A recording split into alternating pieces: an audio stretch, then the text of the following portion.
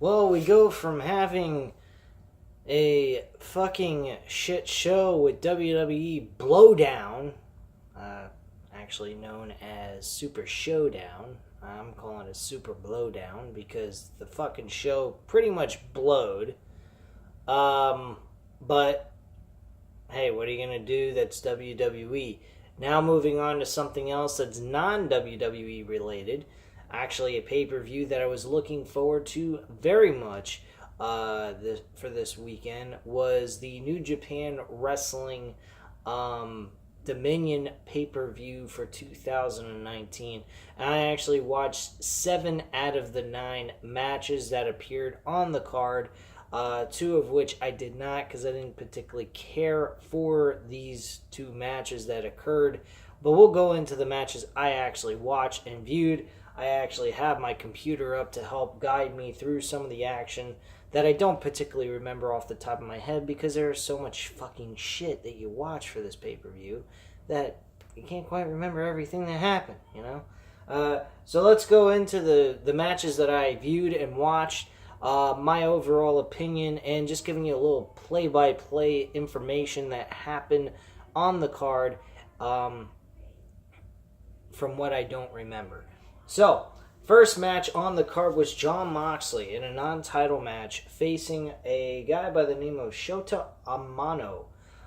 This matchup was a very, very quick matchup, very much one-sided, and Jon Moxley picks up the victory with the Death Rider. So a very decent style matchup, a little bit still showing some technician wrestling. He actually used a fish hook to the mouth of his opponent. So showing off a little hardcore style while still being a good technical wrestler. Very impressive on his end. On top of that, he does mention after his match and winning the match that he wants to enter himself in the G1 Climax event. Well, ladies and gentlemen, with that being introduced, you most definitely are going to get a review out of me about that event that happens in Dallas, Texas. Now, hopefully, granted, if we're going to have a Dallas, Texas event and perform in the United States for the very first set of matches for this tournament, you gotta have some of the guys that are big name people in America, such as Jon Moxley, such as like Kenta, who later on, formerly known as Hideo Itami, who actually stated he wants to enter the G1 Climax tournament. So you got a set of fucking great performers here wanting to be involved in this tournament. This tournament is looking very good just based on those 2 names alone, who have a deep-seated dislike towards WWE and how they were used in the company. So that definitely gives us as US fans a reason to want to catch this tournament. Otherwise, this tournament is a very good show to watch. I just can't sit through an entire tournament of the G1 Climax because this whole fucking thing is like, I don't know, 2 months of complete and utter chaos of matches that are done through points between wins and losses, which is a great tournament and concept. It's just that trying to follow it week after week with everything else that you do in your life, with fucking work and everything else, it makes it very, very difficult to be able to keep up with all this shit. So, great match by Jon Moxley. I give this match a 3 out of 5 stars simply because the match was one-sided and it was very quick. So let's move into the next match that I actually watched. It was Justin Liger and Yoshihashi defeating Minoru Suzuki and Zack Sabre Jr. I was very, very upset with this ending. Didn't particularly like the ending and the way they did it. The match itself was pretty slow. I wasn't all that into the match either. But the name quality was definitely well worth trying to watch. Justin Liger, whatever the fuck his how you pronounce his last name. Justin Liger is a guy that needs to retire. He is definitely somebody that needs to retire from professional wrestling because this motherfucker has been performing since I was 5 years old. And I was born in 1988. So you tell me people flipping out about Goldberg and The Undertaker needing to retire? This motherfucker needs to retire too. He's been around way too fucking long and been doing this shit way too fucking much. I don't know what anybody finds in this guy, but quite frankly, he's been performing since the WCW days in the mid-90s. And even earlier than that. So, whatever the case may be, I don't understand why he is such a highly wanted guy. I mean, he's a great performer and everything, but he's a guy that's just way past his prime. But let's just go into some of the information that I have here. This is from Forbes magazine. Pretty much is just try to find any kind of article that give me a little information on the matchup itself and helping me out. We're giving you some kind of insight in what happened in the match because I can't remember every fucking thing that was done. The early goings of this match was Zack Sabre Jr. and Suzuki taking turns beating the hell out of Yoshihashi until Justin Liger, his own partner, became frustrated and slapped him up. At one point, Callis suggested Yoshihashi go on an excursion to Siberia. I don't know what the fuck they got all this information in for, but okay. With more eyeballs on New Japan Wrestling due to the presence of Chris Jericho, this was not a good presentation by Yoshihashi, who oddly enough scored a winning pinfall that the announcers treated like a surprise victory. I actually kind of agree with what this writer was stating here. Yoshihashi really wasn't doing a whole lot. He spent most of his time getting his ass whooped, and then out of fucking nowhere, he gets a pinfall victory over two of the best guys in this promotion. I mean, Zack Sabre Jr. is one of the greatest technician wrestlers in the world today. I mean, there ain't nobody better than this guy. He can do a lot of good technical wrestling. I mean, I'd love to see Jon Moxley go up against Zack Sabre Jr. I think that would be a fucking awesome matchup, mixing the technician wrestling with his hardcore ability. I think that would be fucking unreal. That'd be like Muhammad Ali versus Mike Tyson, only their names are highly superior than Jon Moxley and fucking Zack Sabre Jr. But still, based on their technical skill set, it'd be kind of a nice little mixture competition of these two guys. Hopefully we see that in the G1 Climax, because I'm pretty sure Zack Sabre Jr. is going to be issued into this tournament as well later on in the coming weeks when we get to the end of the month. And then we had Juice Robinson, Hiroshi Tanahashi, and Hiroshi Tanahashi and Ruski Taguchi? I can't pronounce some of these fucking names. He actually wore a football suit, wearing a little old school helmet and a big giant football, their version of playing football.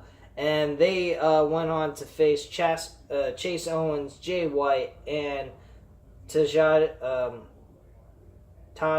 Oshimori. And I gotta say that this is actually the dumbest thing I've ever seen. I've never seen a guy like Chase Owens outside of Curtis Hawkins losing as much as this guy. Every time he is in a 6-man tag team matchup, he fucking loses. And by the way, I forgot to mention the actual whatchamacallit, my rating on the Jushin Liger and Yoshihashi matchup against Mario Suzuki and Zack Sabre Jr. I have to say this was a 2.5 out of 5 stars. It wasn't all that great in my personal opinion. This matchup with Juice Robinson, Horacio Tanahashi, and Yosuke Tagachi defeating Chase Owens, Jay White, and Ushimori. I actually say this match was an improvement on the matchup that we saw before this. This matchup was a really good 6-man tag team matchup. I really have no complaints on this. I just didn't think that Chase Owens continuously gets these pinfall losses. I mean, you'd think at some point the Bullet Club would, exclude him out of the group and destroy him for his failure. Because he is a complete fucking failure on this team. He fucking loses all the time. So, with that, it kind of makes you think, what the hell is the point of watching this, having him in this group? Now, from what they write from Forbes magazine, some of the stuff that we show here, Jay White was the second wrestler on the show to be tabbed with some version of a best wrestler in the world label. Oh my god, we got people saying they're the best in the world. Soon enough, there's going to be too many CM Punks, but the real CM Punk, please stand up. Okay? Because at this point, there is everybody trying to say they're the best in the world. They're the best in the world in wrestling. Okay, whatever. The best in the world that could bring about so much popularity and attention to professional wrestling is CM Punk.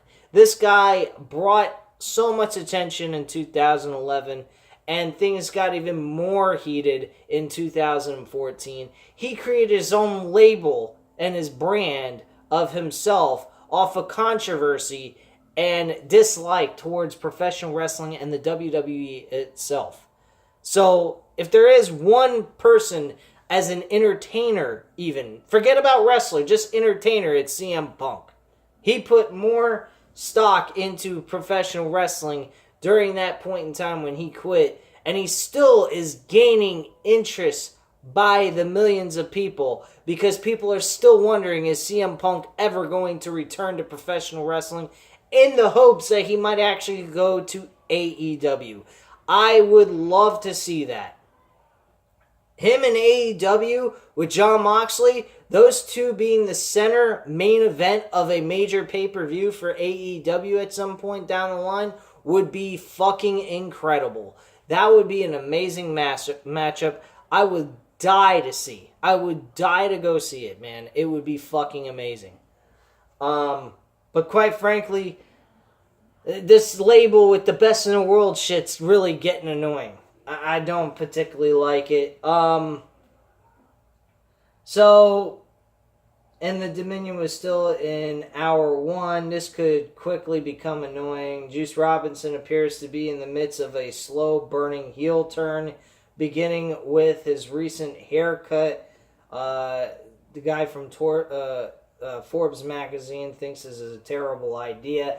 I don't think they should turn Juice Robinson heel whatsoever. He should remain who he is, creating a new identity for himself with this haircut that he's done. I mean, the only other thing I could think of that they could be installing here of this heel turn is that he kind of went against New Japan officials' orders in cutting his hair. They didn't really want him to do that, but he felt it was time for him to create his own identity. I think that is a very cool concept, but they don't have to really turn him heel. They can keep him as a face. I think he would fit better as a face than a heel right now, because I don't particularly see him as a guy that can deliver a heel performance. But then again, I have been proven wrong. So who the fuck knows? We'll see what happens. I'm not really getting a whole lot of play-by-play information on this Dominion pay-per-view event. Let me try to find something that will give us some more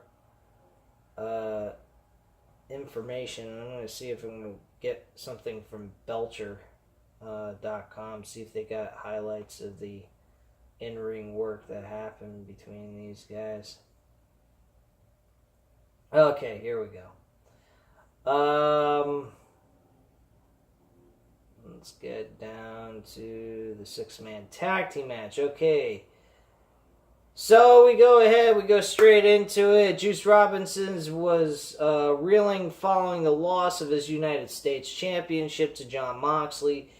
How would he and Tanahashi fare following adversity as they teamed with Taguchi to battle White, Ishimori, and Chase Owens? Well, pretty much they won. So that's the situation on that. A more focused and determined Juice Robinson than normal took the fight aggressively and ferociously to Chase Owens. Tagachi and Oshimori tagged in and paired off next. The match teasing their rivalry next season and an opening created by Oshimori. Bullet Club attacked the baby faces as the match spilled to the floor. So a lot of this action came out into the audience or outside the ring while Chase Owens was still in the ring. And I think Taguchi was the only one. And the heels cut off the ring from Taguchi, isolating him from his partners and retaining control of the contest. Taguchi finally made the tag to Tanahashi, who exploded into the match, took the fight to White.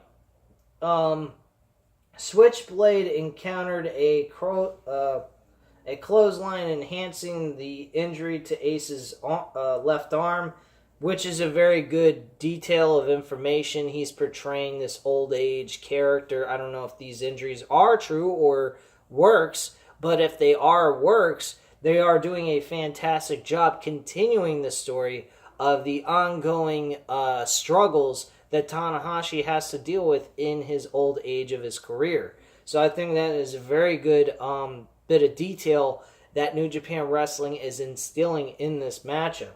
Another one like that was with Matt Jackson with that back injury. I don't know if the back injury was true or not, or that was a work, but if it was a work, they did a fantastic job continuing that issue with his back, making it a very, very important part of the struggles that the Young Bucks were going through as a tag team throughout 2018.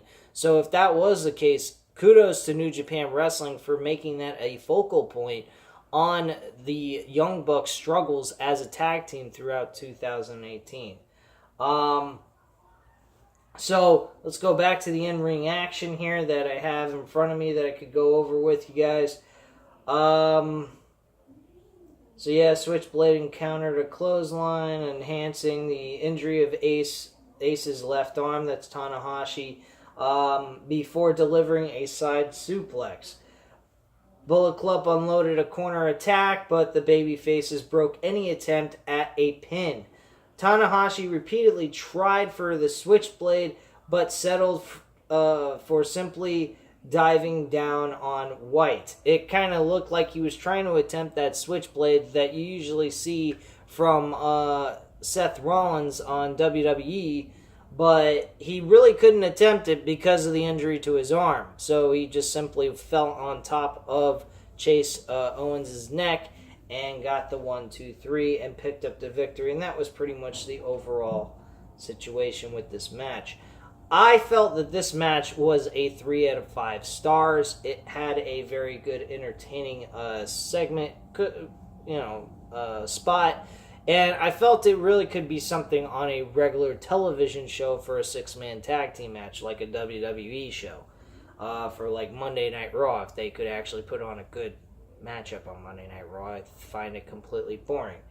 By the way, just as a side note, I watched Monday Night Raw's episode from last month on May 6th with Daniel Bryan and Kofi Kingston, may I suggest, how about stretching the match out a little bit longer if you're deciding to throw in a fucking WWE Championship on television? Like, they only got like 8 minutes to do an entire match.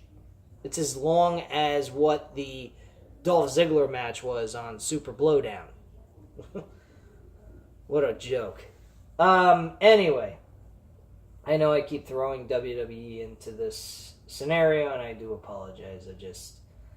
This channel was really meant to be a WWE focused channel with a touch of other wrestling promotions thrown in, but quite frankly, this company is so shitty. I can't do this company anymore. Let's move into the IWGP Tag Team Championship match with Evil and Sonata versus the Gorillas of Destiny, which is Tama Tonga and Tanga Loa. These Gorillas of Destiny, I think, are one of the best tag teams in the world right now, outside of the Briscoes and the Usos. I think that would be a fucking... Oh, yeah, and they're Young Bucks. I can't forget them. And the Lucha Brothers. Those are the 5 best tag teams right now in professional wrestling in all promotions in the world. But, quite frankly, I would love to see the Briscoe Brothers, the Gorillas of Destiny, and the Usos all tag teaming in a triple threat tag team ladder match or some kind of shit. And see how these guys could go. Because I think they would put on a fucking unbelievable matchup. All 3 of them. But let's go into things here. The Gorillas of Destiny and Evil and Sonata are no strangers to each other. Of course, this is actually true. They've competed in several tag team championship matches. So this is not a first for these 2 teams. Over the course of the team's run-ins, they've encountered each other 5 times. Evil and Sonata hold an edge in the win and loss column. That's kind of interesting. So defeating Tanga Loa and Tama Tonga 3 times.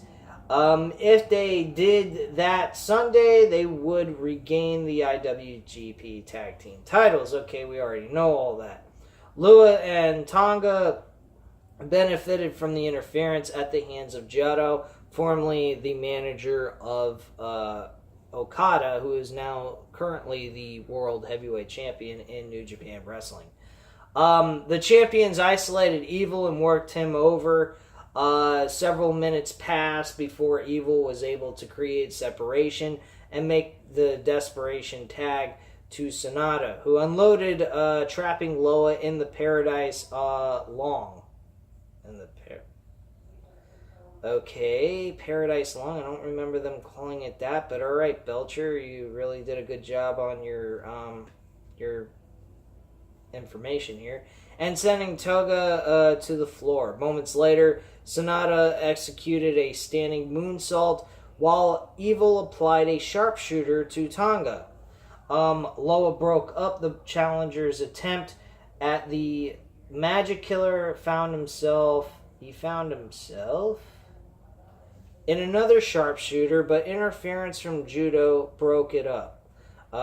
Bushi came to the aid of his stable mates, he spit mist into Judo's eyes, blinding him severely and creating somewhat of a distraction to the tag team champions, which is the Gorillas of Destiny, which they almost lost the tag titles, but eventually managed to do a roll-up pinfall and get a very sneaky victory by doing a heel tactic and holding the tights, I believe it was, to Evil. They picked up the victory and walked away as still your tag team champions. Very impressive matchup. I think this matchup, to me, was a good one. It was a 3.5 out of 5 stars. So a lot of average matches here. Nothing really stood out heavily. But if you want to do a comparison to what we saw on Friday and what you could see here in this event for Dominion and New Japan Wrestling, I prefer this one over fucking Super Showdown. This is anything could blow WWE away with their shit right now. I mean, the Saudi Arabian match of the show was just terrible. It really didn't have any element of any kind of interest whatsoever.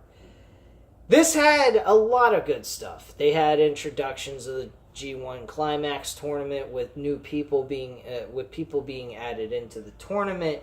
There was some good action that occurred throughout these matches.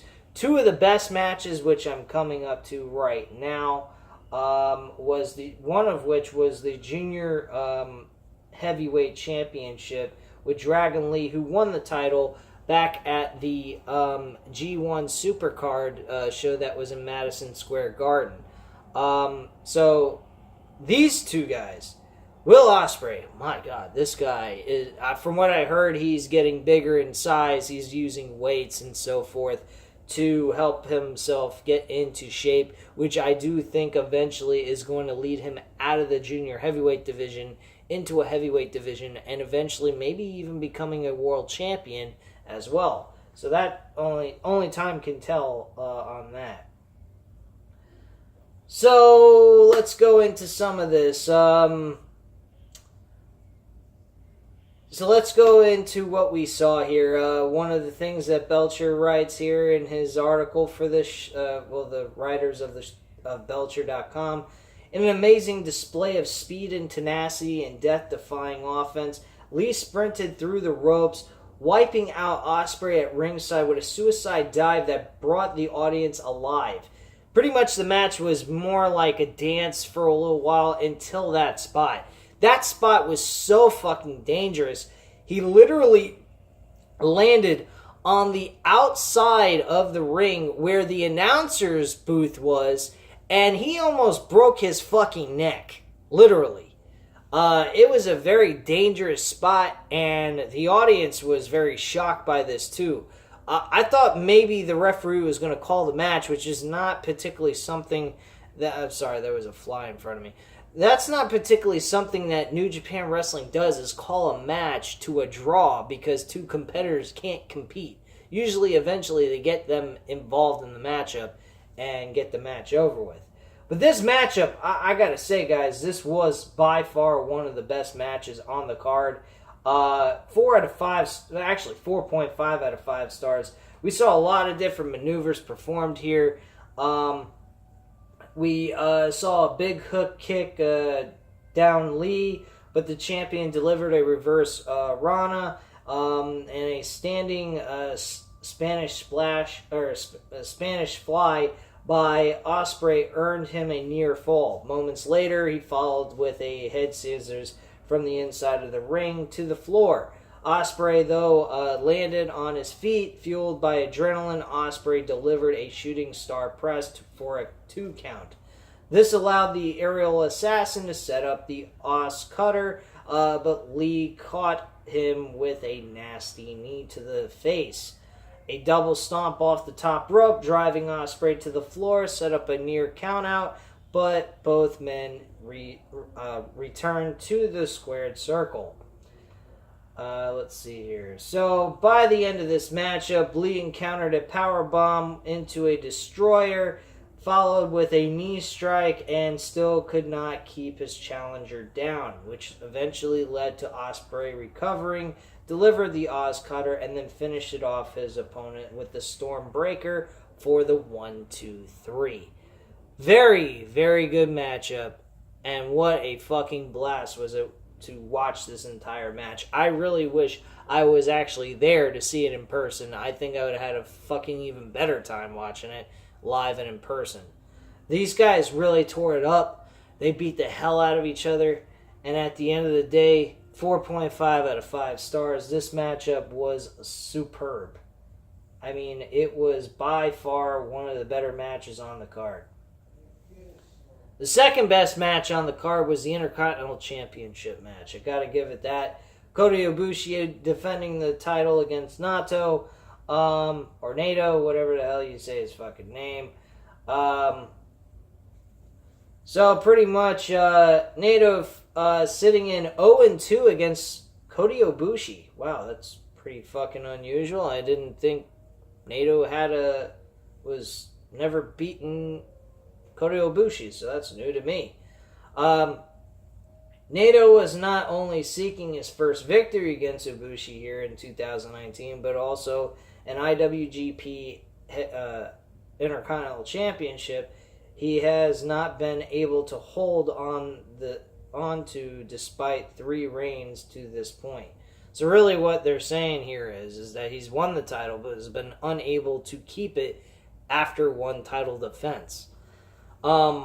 Me particularly, I think at this point they keep hinting the idea that Naito wants to be a dual champion, the IC champion and the world champion.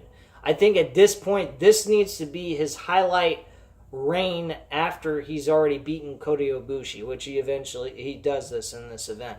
So Naito needs to go on to defeat other opponents and have a real title reign with this IC championship, and eventually going on into winning the G1 Climax. I think he needs to be the one to do that so he can go on to the Wrestling Kingdom event on January 4th and compete for the World Heavyweight title and become a dual champion. After winning the World Championship, actually dropping the title and no longer claiming it as his anymore, allowing a tournament to begin to capture the vacated Intercontinental Championship. That's what I would do. Naito has not been a legit world champion in New Japan Wrestling. He's had one title reign, which he lost to Okada, and has not been able to gain back since. So he has been really empty-handed when it comes to the major title, which is the World Heavyweight Championship. I think that is the belt he needs to be focused on, and by him winning matches as the IC champion and defending the title a couple of times leading up to January in 2020, he needs to be the focal point of the IC championship at this time, now that he's won it. So let's go into some of the information that happened. One thing that did happen that I seriously remember out of this entire matchup was Kota Ibushi being German suplex on the side of the ring, on the apron actually, and landing on his fucking neck. Now, Goldberg, my God, man, he landed pretty bad on his neck as well during the Super Showdown event, which was a gosh darn travesty. Specifically meaning that matchup because of how it ended. But this match, I don't think it was accidental. I think that was done intentionally for the match. How Kota Ibushi continued to perform in this matchup, beyond me. I don't know how the fuck he did it. But he was able to continue. He landed on his head several different times. But let's go ahead and continue with this writing that Belcher.com had to say for the play-by-play information. So let's go into this real quick.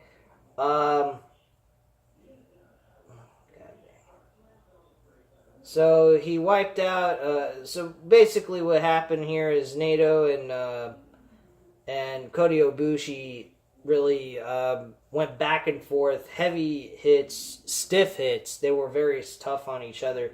Forearms back and forth, actually, in the matchup. This eventually led to the demise of Ibushi and Naito getting his first victory of all time. He pretty much hit delivered a nasty modified brainbuster for a 2. Moments later, he delivered another Destano for the pinfall victory, and that's pretty much how the match went. But mostly, all of it was just back and forth, stiff shots back and forth. And this matchup was a 4 out of 5 stars. Solid matchup. Very entertaining for a co-main event for this pay-per-view type quality show. I was very entertained by it, and I got no complaints on that.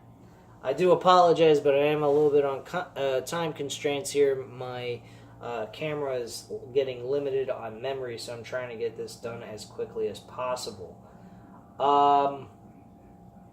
So last match was Chris Jericho versus Okada for the World Heavyweight Championship. Okada being the world champion going in, and he went in going out, still the world champion.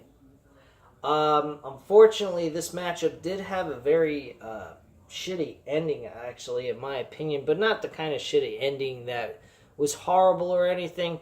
Both finishers were actually unable to really get either one of them to lose. Honestly, in the ending of this matchup, it really didn't make either one of these guys losers. The only thing is, Jericho looked like a fucking total badass heel when he attacked Okada after the match was over, called the country of Japan a fucking bullshit country, and said that he was not done with Okada and that he wanted Tanahashi next on his hit list. Well, not my exact words, but that's just my overall consensus of what he tried to say. But let's go into some of the action that happened here.